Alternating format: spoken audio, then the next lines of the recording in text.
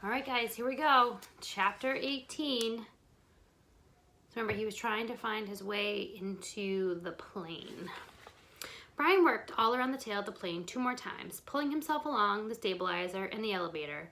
But there simply wasn't a way in. Stupid, he thought. I was stupid to think I could just come out here and get inside the plane. Nothing is that easy. Not out here. Not in this place. Nothing is easy.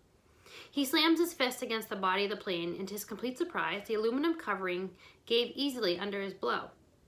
He hit it again, and once more it bent and gave, and he found that even when he didn't strike it, but just pushed it, it still moved. It was really, he thought, very thin aluminum skin over a kind of skeleton, and if it gave that easily, he might be able to force his way through. The hatchet. He might be able to cut or hack with the hatchet.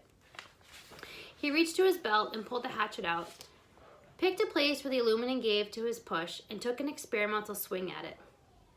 The hatchet cut through the aluminum as if it were soft cheese.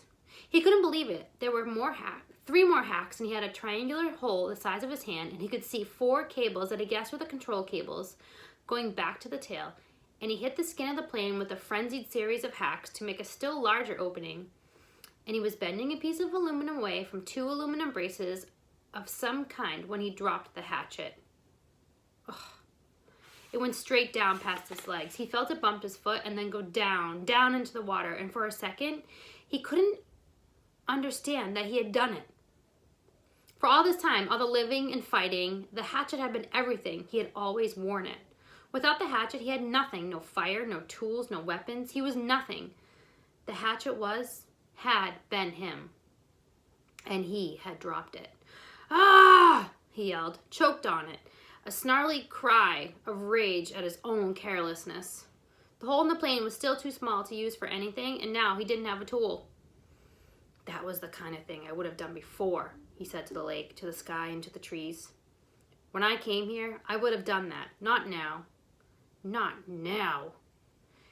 Yet he had, and he had hung onto the raft for a moment and felt sorry for himself, for his own stupidity. But as before, the self-pity didn't help, and he knew that he had only one course of action. He had to get the hatchet back. He had to dive and get it. But how deep was it? In the deep end of the gym pool at school, he had no trouble getting to the bottom, and that was, he was pretty sure, about 11 feet. Here, it was impossible to know the exact depth. The front end of the plane, anchored by the weight of the engine, was obviously on the bottom, but it came back up at an angle, so the water wasn't as deep as the plane was long. He pulled himself out of the water so his chest could expand, took 2 deep breaths, and swiveled and dove, pulling his arms and kicking off the raft bottom with his feet.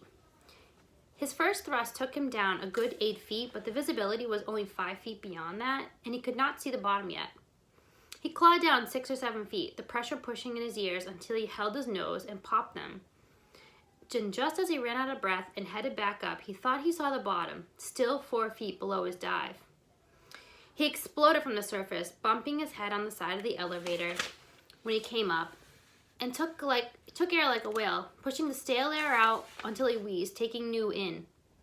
He would have to get deeper, yet still have time to search while he was down there. Stupid, he thought once more, cursing himself. Just dumb. He pulled air again and again, pushing his chest out until he could not possibly get any more capacity, then took one more deep lungful, wheeled, and dove again.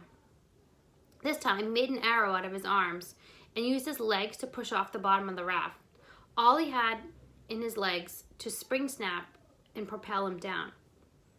As soon as he felt himself slowing a bit, he started raking back with his arms at his sides, like paddles, and thrusting with his legs like a frog. And at this time, he was so successful that he ran his face into the bottom mud. He shook his head to clear his eyes and looked around. The plane disappeared out and down in front of him.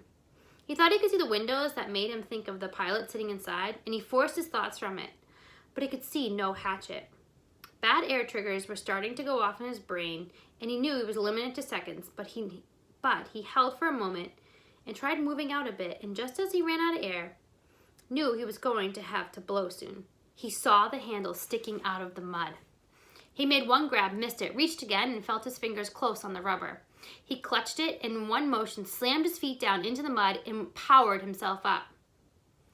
But now his lungs were ready to explode, and he had flashes of colors in his brain, explosions of colors, and he would have to take a pull of water, take it in his lungs, and just as he opened his mouth to take it, and to pull in all the water in the lake, his head blew out of the surface and into the light. Yuck! It was as if a balloon had exploded. Old air blew out of his nose and mouth, and he pulled new in again and again.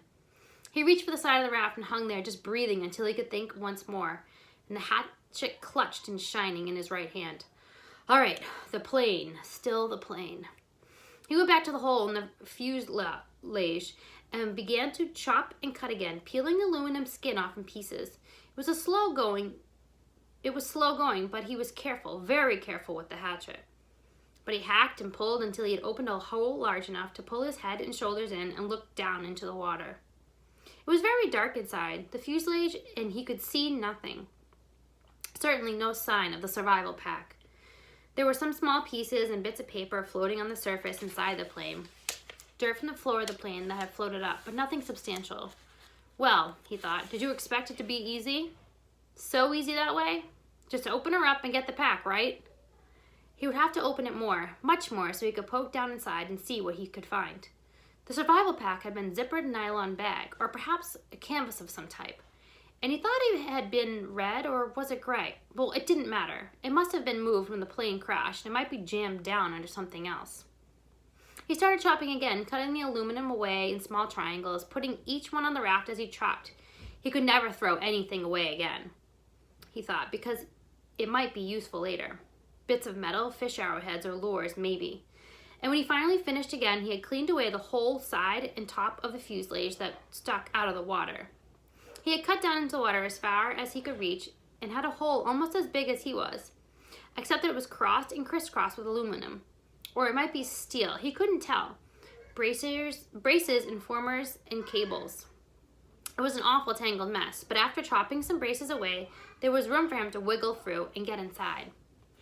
He held back for a moment, uncomfortable with the thought of getting inside the plane. What if the tail settled back to the water and got caught and couldn't get out?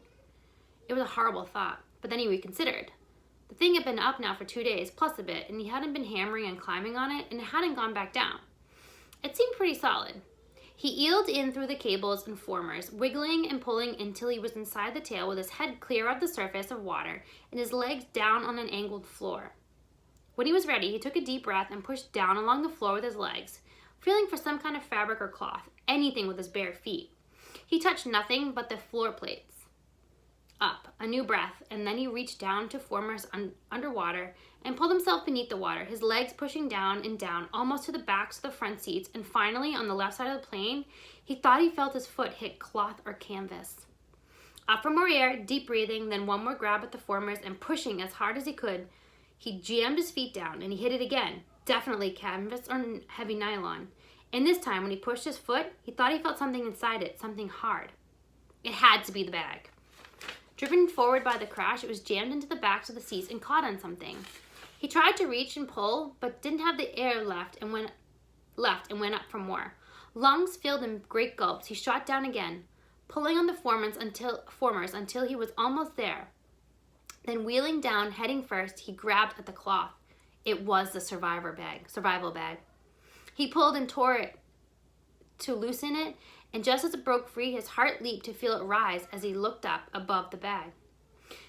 In the light coming through the side window, the pale green light from the water, he saw the pilot's head, only it wasn't the pilot's head anymore. The fish. He never really thought of it, but the fish. The fish he had been eating all this time had to eat too. They had been at the pilot all this time, almost 2 months, nibbling and chewing, and all that remained was not quite clean skull. And when he looked up, it wobbled loosely. Ooh, too much. His mind screamed in horror, and he slammed back and was sick in the water. Sick so that he choked on it and tried to breathe water, and could have ended there. Ended with the pilot where it almost ended when they first arrived, except that his legs jerked. It was instinctive fear more than anything else, fear of what he had seen. But then he jerked and pushed and was headed up when they jerked, and he shot to the surface, still inside the birdcage of formers and cables.